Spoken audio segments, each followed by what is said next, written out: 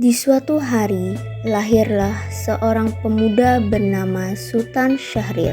Ia dilahirkan di tanah Padang Panjang, Provinsi Sumatera Barat pada tanggal 5 Maret 1909.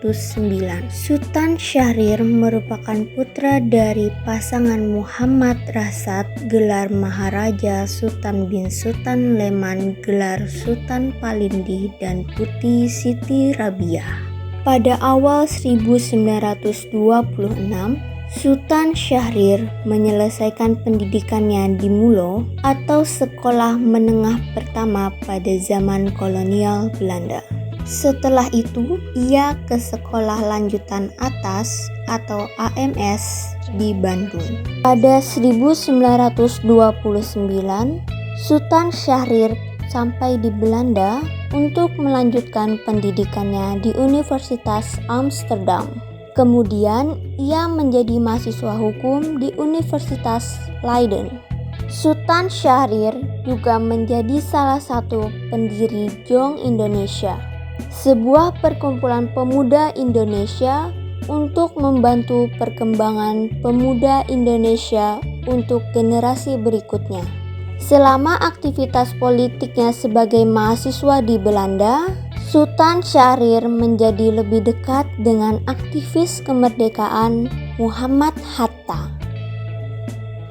Pada 1931, Sultan Syahrir kembali ke Indonesia. Sekembalinya Sultan Syahrir ke Indonesia, ia bergabung ke dalam organisasi Partai Nasional Indonesia atau PNI baru pada Juni 1932 yang kemudian diketuainya.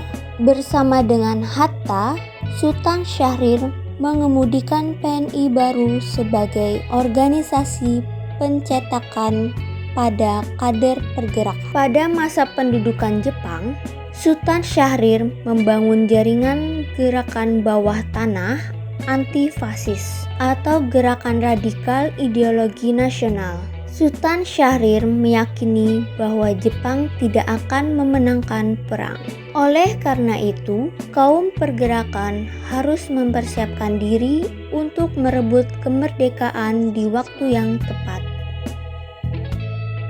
Saat itu, Sultan Syahrir mengetahui perkembangan Perang Dunia secara sembunyi-sembunyi dengan mendengarkan berita dari stasiun radio luar negeri. Berita ini kemudian disampaikan Sultan Syahrir kepada Muhammad Hatta. Sultan Syahrir yang didukung dengan para pemuda lain mendesak Soekarno dan Hatta untuk segera memproklamasikan kemerdekaan Indonesia pada 15 Agustus. Karena Jepang sudah menyerah tanpa syarat kepada sekutu. Soekarno dan Hatta yang belum mendengar berita menyerahnya Jepang pun tidak melakukan apa-apa. Tindakan yang dilakukan oleh Soekarno dan Hatta ini membuat para pemuda merasa kecewa. Sebab itu, agar Soekarno dan Hatta tidak terpengaruh oleh Jepang, Sultan Syahrir bersama para pemuda lain menculik Soekarno dan Hatta pada 16 Agustus 1945.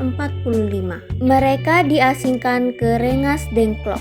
Setelah didesak oleh para pemuda, Soekarno dan Hatta pun setuju untuk memproklamasikan kemerdekaan Indonesia, yaitu pada 17 Agustus 1945. Kami, bangsa Indonesia, dengan ini menyatakan kemerdekaan Indonesia.